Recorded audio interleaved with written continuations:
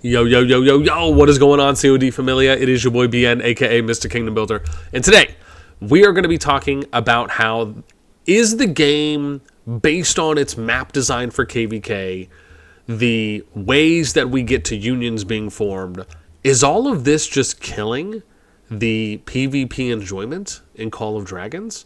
And if so, what are some ways that we can go about fixing, addressing, and solving some of these challenges in the game right now? Because what I will tell you is that what nobody wants to see is any of these top alliances or top kingdoms that would usually be in one of my top 25 lists that I do, and just in general, that are barely having any PvP happening throughout a 55-day KvK season. And this is not to say that every KvK is experiencing this, but multiple KvKs per season do experience this.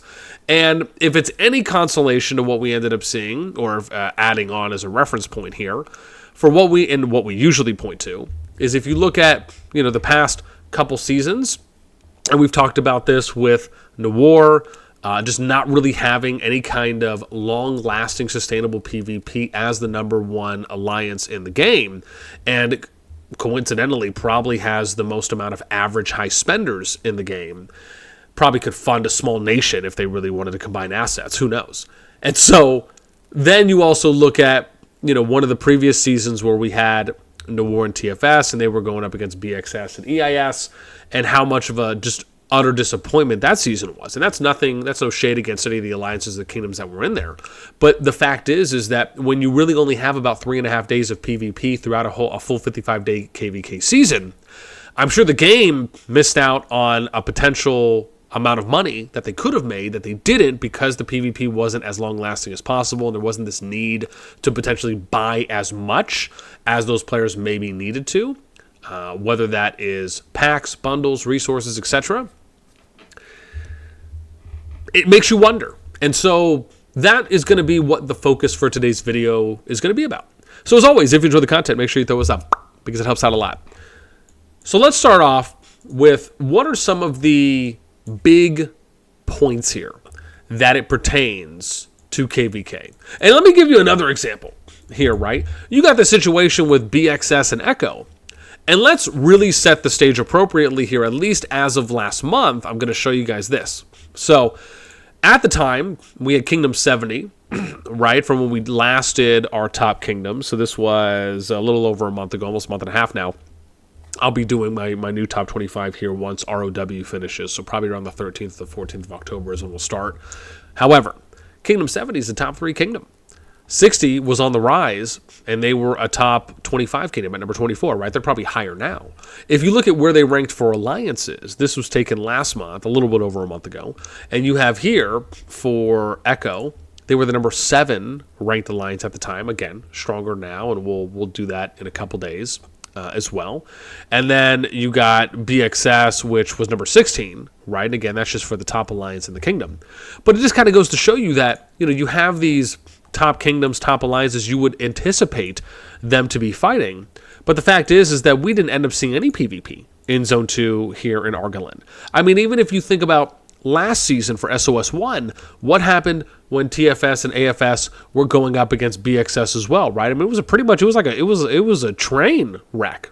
It was just a non-stop juggernaut onslaught at that point where, and again, nothing against BXS or TFS AFS, or I should say BSSXB, but TFS and AFS kind of just ran through them within, 6 hours, 6 to 8 hours, give or take, and then the PvP was over. Now, part of that could have just been that they just called in, they just threw in the white towel, they called in early, there's no point in kind of going in that much, maybe activity was low, etc., whatever it may have been. But the point is that these are all culminating factors that go into how are we going to design a map, how are we going to pair people, how are we going to form unions and do diplomacy, and how are we going to form KvK groups that will allow for us and for the developers to see the most amount of PvP, and for the people that spectate, like myself and others, whether you're live streaming or you're just tuning in as an average viewer, to go and spectate a kingdom, via observing, how are you going to be able to get the best spectator experience possible? And for the players that are in there, how are they going to be able to get the most amount of enjoyable PvP that's fulfilling throughout an entire 55-day season? Because you can't sit there and tell me 3 to 5 days of PvP throughout a 55-day season is really going to do it in the fullest sense of the word for everyone. I just don't see it. Now, let's touch on what I think some of the challenges are currently with the map design and then some of the factors that go in, and then we will present you some solutions. And I'd love to hear from you, right? If you guys think some of the other challenges are different than what I'm listing out, let me know. If you think you have some other solutions aside from what I'm presenting, let me know in the comments below. So the first hurdle we're going to talk about that I believe truly is when it comes to matchmaking itself. One of the biggest challenges here in matchmaking is that the pools, the kingdom pools, are just not large enough. And I'll give you an example here. Let's go back to our sheet and we'll show you the amount of kingdoms that are in SOS2 is 118 kingdoms. If we looked at this from last season, there was 119 kingdoms. Notice how, or maybe it was 117, something around there. Point is, they did not take the time from the previous SOS1 season to the SOS2 to really add a high number of kingdoms that they could have. They did add 314. Okay, that's cool, right? You got YY, second strongest player in the game, dope sauce, right? But you did not add enough kingdoms to the pool that you should have. And this is where it starts to get a little tricky, because you have to take basically a hard stance, which is, and this is how I feel it should be, because this is just going to get you to a longer term net positive than what it feels like is either a slow grind at a very slow ascent or what some may view as a net negative. Meaning, one of the easiest ways to do this is you look at all these groups here. What you do is once the first, so all these kingdoms that went into SOS2, right, for Winter is Upon Us, when they finished SOS1 for Calling of Courage, their KvK should have delayed until the next kingdom groups got there, until they finished. So in this case, it would have been those that were in pre-strife and finishing, right? They would have been in pre-war, right? Because the pre-strife, pre-war kingdoms are the ones that ended up going here into Season of Strife, Calling of Courage. So what Winter Upon Us should have done is delayed those kingdoms. If they needed to wait 2, 3, 4 weeks, whatever the amount was, so they could get more kingdoms into that pool, that is what should have happened. The second option, if you didn't want to take a hard direct path, is you delay the seasons by a week or 2 weeks, maybe just a little bit of a smaller amount, and then you do that from season to season. So eventually, the seasons that are before you or younger than you will catch up to Season of Strife, Winter is Upon Us, right? So that those 118, 119 kingdoms that are the farthest ahead in the most recent KvK season. That is how you get it to a point where you start to add more kingdoms, right? Now, these are one of two ways you can approach it. Maybe there's some other options out there. But to me, I think that is severely crippling and very much limiting the potential for KvKs that we can see. Because at this point, when you have to understand, the kingdoms here have played with each other now for many seasons. 5 to 6 seasons, I think, at this point. I'll commit to at least 5 seasons that these kingdoms have been a part of each other. The 1 through 10, 22 through 90, the 213 through 240, and then eventually they added on, I think it was 277, 288.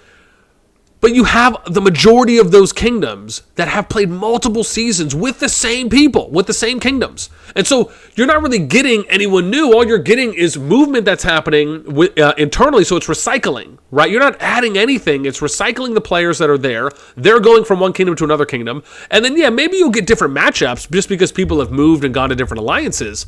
And maybe, yeah, okay, that might feel newish, but you're not getting like an influx of new players, brand new faces for players, alliances, and kingdoms. And that's really what we're talking about. So I think, to me, I believe that is probably the number one most important thing that really needs to happen in order for us to get to this point where we're going to be able to start having more kingdoms. Because when you have more kingdoms in your KvK pool, you have a higher chance at that point of being able to see closer matchups with alliances and kingdoms that are not only closer in power at the T5 threshold, at the activity threshold, and potentially also at the spending threshold, right? When you're trying to compare one kingdom versus another. So anyways, that's number one for me. Number two is I would probably have to say, aside from increasing the KvK pool, the next stage for this is going in, which again will obviously better the matchmaking. I actually think it's the way that matchmaking can be done.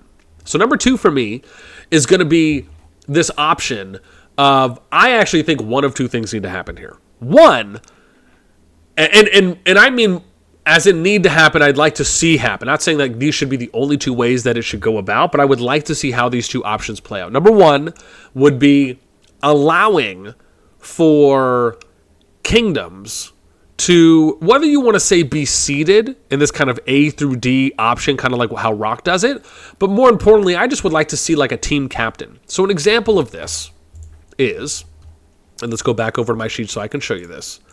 Let's say you take the top 4 kingdoms, right? So in this case, you would say we're going to take 23, 61, 70, 81. Each of them are going to be a team captain.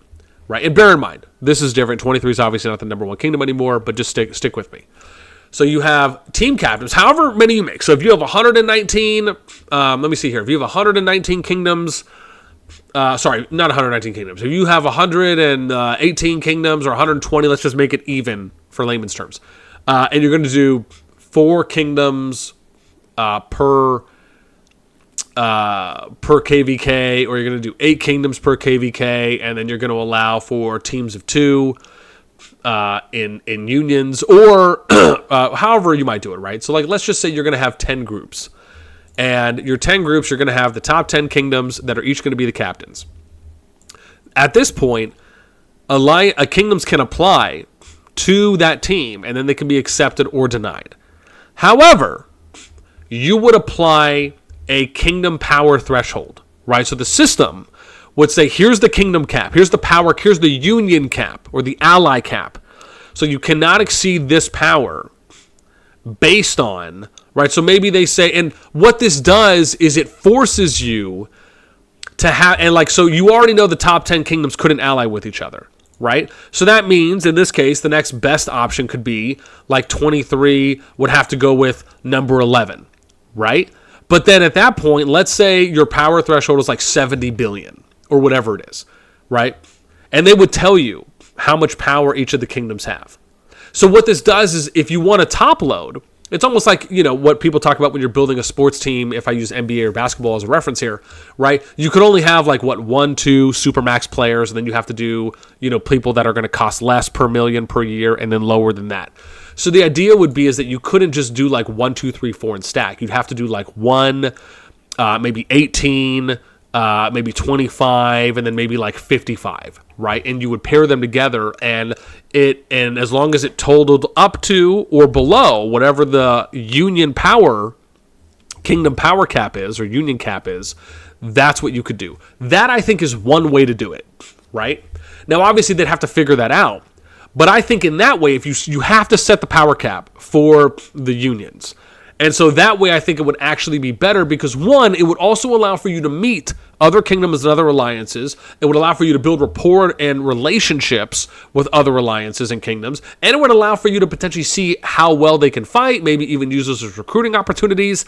There's a lot that you can do from that. But I think when you allow for things to be a little more spread out and diverse, it can really grow the community in the best of ways. And so I like that as an option 1. Option 2 here would be if the developers just matched and formed unions with a kingdoms based on the data they're collecting. So examples would be, you know, what's the top 300 player power look like for the sum total for kingdom power? What was their merit gains? Like, what's everyone's merits? What's their heals? what's their deads. Then maybe you do a ratio or you come up with some kind of value for that. You look at what was their performance last season or maybe the last 2 seasons. You would look at, because they have to know how much every player spends, you look at how many average spenders do they have, right? And then you look at some, and I'm just talking about some factors here, but you would look at a number of factors and then you would pair and you would say you're going to ally with, like you would say you 4 are going to ally because of what our system determined, and then you 4 are going to ally and we're going to put you guys on the map, right? That, I think, is if they did it like that and they really had like some solid algorithm they developed, that to me almost seems pretty near foolproof, because you could at least guarantee you're going to get on average the fairest matchups, right? Now, obviously you cannot guarantee that people are going to show up, but on paper and from previous data to current data, you can look at that. So that to me, I think would be option 2, is if the con team did something. Now, I want to talk about what I think is number 3 here, is going to be, and I'm kind of at a toss-up here between like starting zone 1. Maybe we'll do that. Potentially like that, and then I'll just talk about diplomacy. So number 3 for me is going to be starting kingdom location. Now, let's go to one of the maps here. Let's go to one of the maps where people are not fighting. So we look here, and one of the things that I like as an idea, for those of you that have played League of Legends or Dota, and you know how they have like your pick ban phase, where it's like your team picks, then the other team picks, then your team. It's like, having 2 captains picking, basketball teams in the on the playground courtyard, right? It's like one, each you got a captain, one goes, the next one goes, like that. What I would love to see is if you can form these unions before you load into KvK, and then you have a day phase. You have like a 24-hour window where everyone is briefed on it ahead of time. You got 24 hours, and everyone gets, let's say you have 8 kingdoms going in. Everyone gets 3 hours, right? So you would say, and it would go in order of strongest to weakest kingdom. So strongest kingdom in Team A, you get 3 hours to pick your starting zone, right? Strongest kingdom in Team B, you get to pick your starting zone next, and then you just rotate. That, I think, would be pretty cool to see. And I'm not saying it has to be permanent, but I'm talking something to test and to see how that could work. I actually love that idea, to see how that may play out in a season. Then we get to what I think is number 4, diplomacy. Now, diplomacy is tricky because, and I say that, and I want to point out something that I hate this. I hate this idea vehemently, that diplomacy is literally how KvKs can make or break the player's experience on if they are going to enjoy it or if it's going to be an utter disappointment. And I say that because my views on diplomacy and how KvK should be played out are quite simple. You should be coming to the negotiation and the diplomacy table in order to be there and to have the responsibility and the accountability for all the players in your kingdom. It's not about you. It's not about your past feelings. It's not about how you feel about another alliance, albeit if you were betrayed. I'm talking like if there was something, and I've said this before, if there was something egregious, as in you have all the evidence you need, and it's like you paired up with some kingdoms and they just straight up did not show up for you. I'm talking any single player, or they betrayed you and started attacking you and went against you. I'm talking it has to be something that bad. If it is not that, then literally throw a pair of big boy panties on and step up to the plate and be mature. If you can't do that, where you are putting your players' interests and your kingdom's interests ahead of your own personal historical grievances that you have because someone on the other team, caused a boo-boo, a psychological or mental boo-boo for you, then pimpin', you need to pass that R5 to someone else. I'm going to be straight. I'm going to call it how I see it. Because it sucks so much. It is so disappointing to see KvKs and the matchmaking that happens for some of them, and for us to get hyped up about fights and battles we're going to see, only to be left at the door standing with a couple dollars in our pocket, with a couple hours of entertainment. That doesn't do anything for anyone. Sure, is it fun in like this short-term aspect in a very small window for the people that are there participating? Yeah. But when it's all said and done, I would be shocked if people could tell me that they were truly fulfilled with, 2 to 4, 2 to 5, 3 to 5 days of PvP throughout an entire 55-day KvK season. I would be shocked. Sure, did you maybe feel temporarily fulfilled? Yeah, but truly fulfilled? I'm sorry. I feel like you're lying to yourself at that point. Now, I'm sure maybe there's some people out there that do. But to sit there and say that the majority? Yeah, I don't know. Kick rocks on that one. Overall, this idea that, and I hope that is something that we will see, because I believe that that's just how every kingdom should operate. You should be looking to get the fairest matchups, the most balanced matchups, and keep in mind, you do not have to go along. And this is probably, I guess, let me say this on the diplomacy side. One of the things that I really hope people do is when you come to the diplomacy table, if you are not coming prepared with your kingdom's data, meaning you're looking at like what your top 300 sum total power is, all the players in your kingdom, if you want to look at like anyone at 40 or 50 mil and above, you should be bringing, here's what our total merits are. Here's what our total heals and deaths are, if you want to do a little algorithm for that or some kind of ratio there. But you should be providing that, in my opinion, every kingdom should be providing that up front. And then it's just a simple matter of, okay, well, let's plug this in. Oh, let's take that one out. That doesn't work. Let's take this one kingdom and plug it over here. And let's just figure out what the best, most fair matchup is. And then just do it. It is not a hard and difficult thing to do, right? I wish I had more time where I could have done it for the kingdoms before the KvKs started, right after it was. But again, I would just need literally some unvetted, just non-disturbed time to sit there and jam all that out. But that is what my expectation is.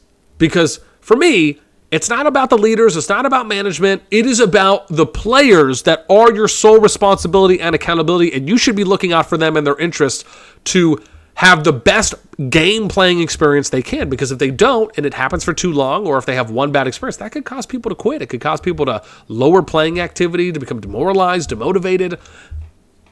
And it's why would we want that to happen, right? It doesn't make any sense to me. And again, I understand that there will be some outliers, right? We're speaking kind of generalities here. The next one for me, beyond diplomacy, is going to be talking about the, my next one. Wouldn't it be interesting if your kingdom, and I hate to say this, I really do, but if you could add yourself to, if a kingdom could add themselves before matchmaking started, or not add themselves, but maybe added kingdoms to a list, and we would call it the will not ally list, or will not team up list. And kingdoms, there would be an option. So once the KvK, once the timeline started, there would be a certain phase, or maybe it just opens up. And your king could go into their king or queen tools within the dragon high king interface, and you could click on will not work with, right, or something like that. And you would click on it and you would add the kingdoms that you absolutely don't want to work with, that you would just never work with. Now that would be interesting. However, the reason I hate to say that, do I think that could be an interesting idea? Yeah, I guess, because that seems to be what I'm sure some people might like. But the challenge with that is that it could also skew and very much limit potential matchups that we could get. And as I said, unless something egregious happened to a point where, okay, yeah, you can really tell me that it's justified that you would not want to work with them, or anything around that kind of just really impactful level, then it just, again, it doesn't make sense to me. So, yeah. Do I think that could be an idea? Sure. Do I hate saying it out of my mouth? Absolutely. Do I hope that it's not implemented? Of course. But for the sake of because I do think that it could be a potential solution. Even though I'm not fond of it, I wanted at least to state it for transparency. Now I want to talk about the map layout. What are some opportunities on the map? Well, I think there's a number of opportunities here. The first one, and you've heard me say this a number of times, is the way that pass is open. At the moment, the way that pass is open, at least as it pertains to the most recent KvK for SP2 or SOS2, is where you start in your Zone 1, Level 1 passes open up to Zone 2. I'm actually okay with this. I believe it used to be Level 2 passes that would open up the Zone 2, and then Level 1 passes open up the statue. I do like how they opened this up earlier, because the earlier the fighting happens, and then going to the next zone, you have a little bit more time to recover, compared to if the Zone 2's opened at Pass 2 compared to Pass 1. So I do think this is actually a good change for the better. Then you have statues that open with Pass 2. Okay, cool. The thing with statues is that, once again, and I'm going to keep beating this dead horse as much as I possibly can, they need to make statues twice the size, twice the area size, and they need to do rotational objective minigames here. Don't just do this domination style where you just go to the statue. Maybe change it up and do a statue here, a statue over here, a statue here. Or maybe do 5 statues. Maybe do one with 3 and then 5. One in the corners and then one in the middle. Maybe you rotate this one. Maybe this one goes over here, here, here, here. Right? But just having one statue there, you have this like awesome objective game mode, game type space to utilize, and you're not doing anything with it. Oh my gosh, kill myself. So, just joking. Not really. So, beyond that, doing kind of the multiple domination, how about a King of the Hill thing? Maybe you have one here, but then you could switch it up. You can do it here, in the middle, here. Maybe you can do it here at the corner, here, here, here. Maybe any of these spots, 1, 2, 3, 4, 5, right? And then you have it rotate. Maybe it lasts for a minute, and then it goes somewhere else within the area. Maybe you do a team deathmatch, where everyone loads in, and you have these invisible walls or shields here, right? And everyone gets like 5 minutes or something. Once, like, and maybe, like, so the timer will start. Once the timer starts, everyone enters. You get 5 minutes, or however long, to get as many people in as possible. And then once that closes, once the 5 minutes is up, then the shields go down, and then everyone fights it out. And it's just, that could be like a last man standing type thing.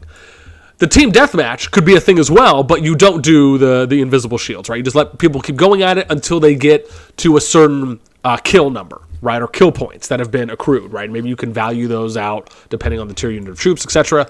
But maybe once you hit a certain kills, then you win, right? And then once it's over, everyone's forced out, and then the timer will reset, right? It gives everyone like a 5-minute recoup timer or something like that. These are just, my point is these are just some ideas, right, on how to approach thinking outside the box and being a bit more creative with statues instead of just having it being the same old thing every single time. And I'm not saying that needs to change where you take away this type of game mode or game type or this variant, but let's add some more in. Anyways, getting back to the passes. I'm fine with Pass 2 going into statue. We get to Pass 3, and this takes you into Zone 3. I'm fine with Pass 3. We get to Pass 4. I'm fine with Pass 4 being here. However, what I would have actually liked to see, or to have seen, is for the statues to be maybe it's okay here. I was going to say a little bit lower, but the idea being that you add in another neutral fighting zone. Or you make the statue area a lot bigger, and you do like epic objective-based gameplay, right, and fights. That could be, I think, really cool. Now, I'd be open to either just increasing the statue size by double, lower it a little bit, and create this like a bigger neutral PvP zone between the Zone 3s. That would be cool as well. However, I could also understand how at that point, because once you get to Zone 3, Kingdoms may not be as willing to all-out fight in a second neutral PvP zone because they know the FZ or the final zone is coming. So you may actually be more, valuable or appropriate to just increase the statue area for and double or triple the size and just have it be like fun objective modes where a lot of people can go and participate. That might be a refresher because you're basically getting Team Deathmatch or Slayer down here in the Zone 2. I'd love to hear what you guys think about that. However, then we get to Pass 5. Now, level 5 passes will allow for you to go into a Zone 3. However, from what some people have told me, it does not allow for people in Zone 3 to go into Zone 2, so it's basically a one-way tunnel. I'll have to go look. Well, if I remember, I'll look at the Augur Stone here in a moment. With that in mind, I actually do not like this idea of being able to go in from Zone 2 into the Zone 3. I think that it forces too much fighting before the final zone. And I'm talking invasive fighting. Or invasive, like you're invading? Yeah. Fighting that's happening in really what should be. And now, this is albeit other kingdoms going into the Zone 3 to fight, right?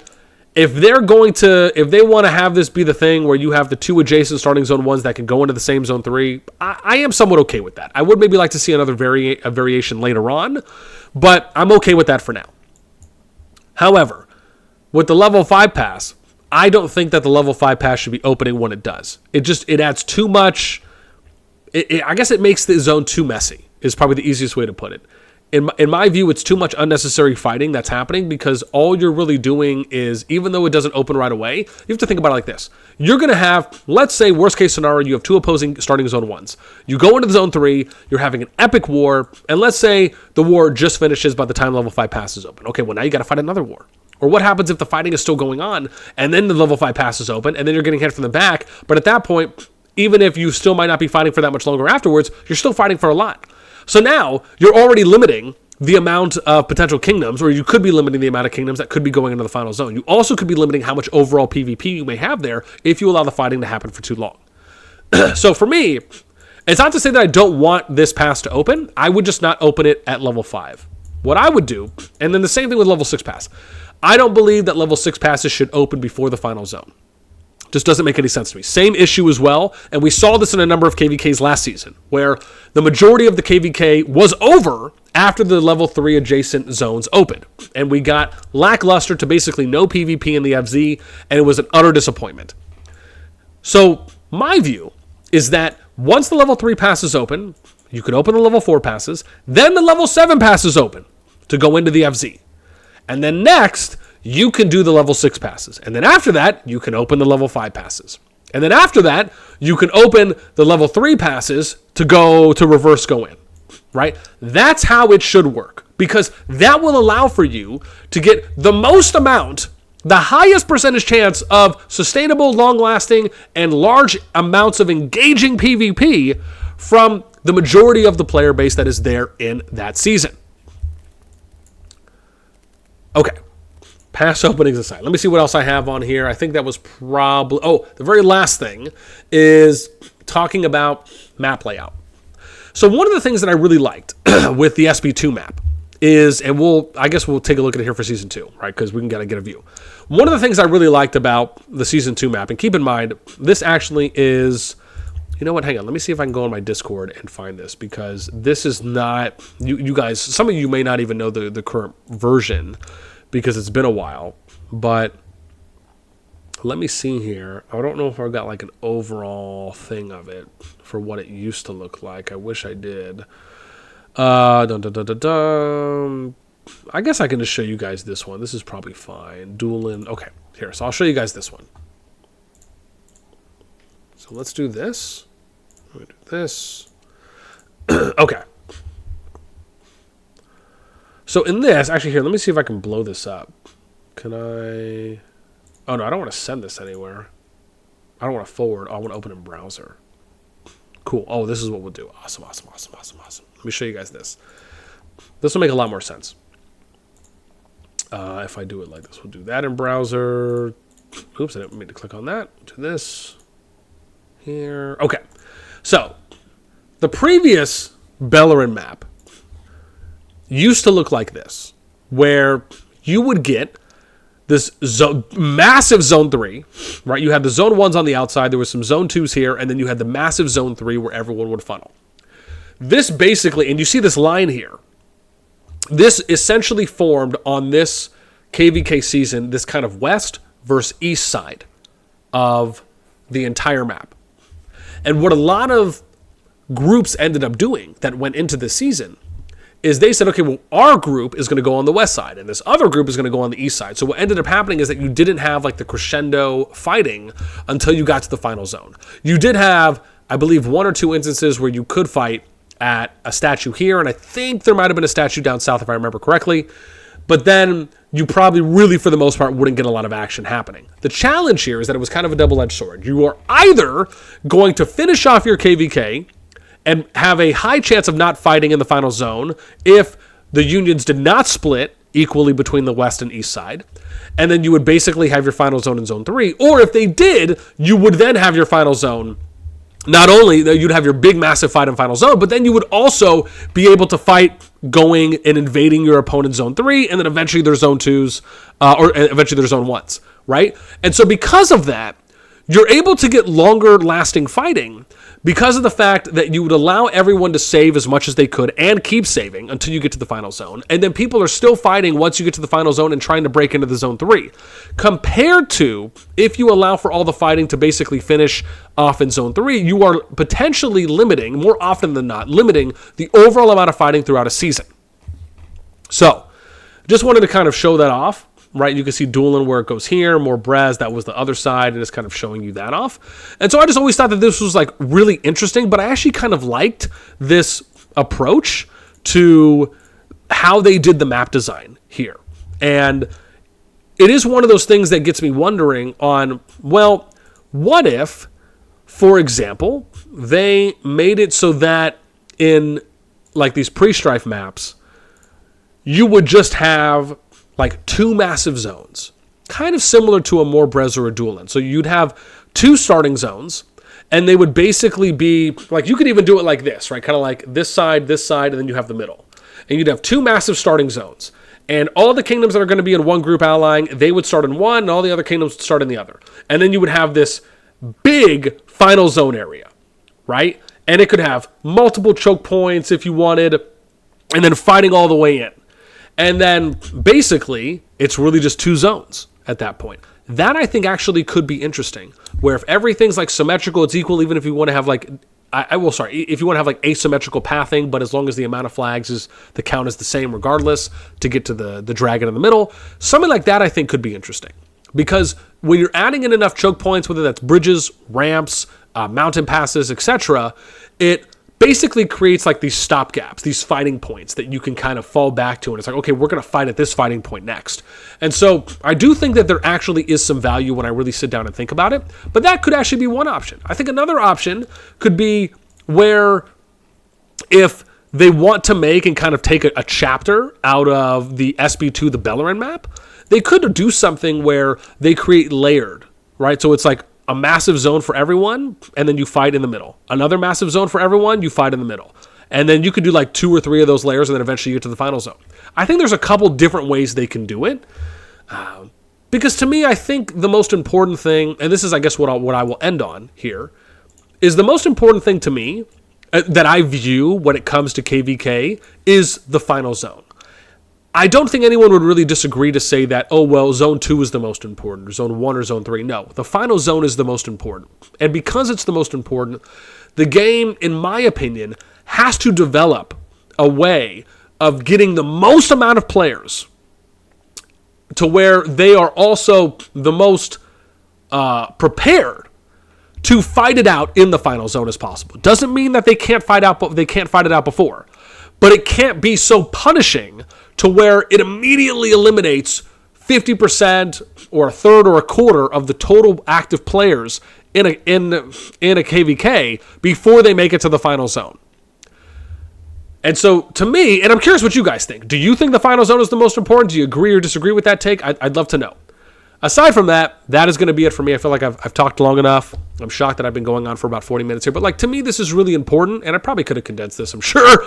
But, again, I like my somewhat long-winded soliloquies here and there as I attempt to try and give some good context. So I'd love to know what you guys think. Let me know in the comments down below. That is going to do it for me. And as I said, if you have any other options and any other ideas, I'd love to hear those too. Until next time, we'll catch you later.